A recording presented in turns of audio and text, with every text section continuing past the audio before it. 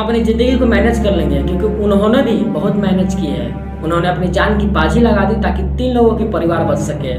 ये बात captain doctor Anshuman Singh कहती है। Captain doctor Anshuman Singh operation के अंतर्गत सियाचिन के ग्लेशियर में 26 पंजाब बटालियन के 403 फील्ड के अस्पताल में रेजिमेंटल ऑफिसर पद के डॉक्टर अधिकारी के रूप में तैनात थे। 19 जुलाई 2023 को बुधवार की सुबह 3:30 बजे भारतीय सेना के गोला बंकर में शॉर्ट सर्किट की वजह से आग लग जाती है। इस आग ने कई टेंट को अपने चपेट में ले लिया और कई जवान उसमें फंस गए। अंशुमान सिंह अपने साथियों को बचाने के लिए अपने प्राणों को प्रवाह किए बिना उस बंकार में कूद गए और 3 जवानों को सुरक्षित बाहर निकाले। करीब 17,000 फीट की ऊंचाई पर चल रही तेज हवा के कारण आग इतनी ज्यादा थी कि वो आग में खुद झुलस गए। फिर उनको एयरलिफ्ट से इलाज के लिए चंडीगढ़ लाया गया, लेकिन बचाया नहीं जा सका और वो शहीद हो गए। शहीद होने के बाद उनकी पत्नी स्मृति अंशुमन सिंह को कीर्ति चक्र दिया गया।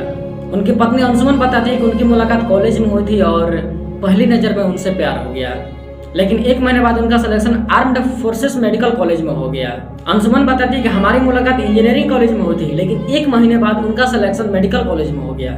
वो कहती है कि वो बहुत बुद्धिमान थे। 1 महीने का मुलाकात के बाद हमारा रिलेशनशिप 8 सालों तक चला। फिर उन्होंने कहा कि हमें शादी कर लेना चाहिए और फिर हम दोनों ने शादी कर ली, लेकिन दुर्भाग्य से उनकी शादी के 2 महीने बाद उनकी पोस्टिंग सियाचिन में हो जाती है। अंशुमन सिंह कहती है कि 18 जुलाई 2023 को हम दोनों के बीच लंबी बातचीत हुई और हम दोनों चर्चा कर रहे थे कि 50 साल बाद हमारे जीवन कैसा होने वाला है, जिसमें घर लेने से बच्चों को लेकर के बातचीत होती है। और 19 जुलाई 2023 को सुबह कॉल आता है कि अंशुमन सिंह अब इस दुनिया में नहीं है। उनकी पत्नी बताती है कि शुरू के 7-8 घंटे तक हमें यकीन नहीं हो रहा था कि ऐसा हो सकता है, लेकिन फिर उन्हें शहीद होने की पुष्टि हो गई और खुद को समझाने की कोशिश कर रही थी कि शायद ऐसा नहीं हुआ है। अब मेरे हाथ में कीर्ति चक्र है, इसका मतलब है कि यह सच है और वो एक हीरो है।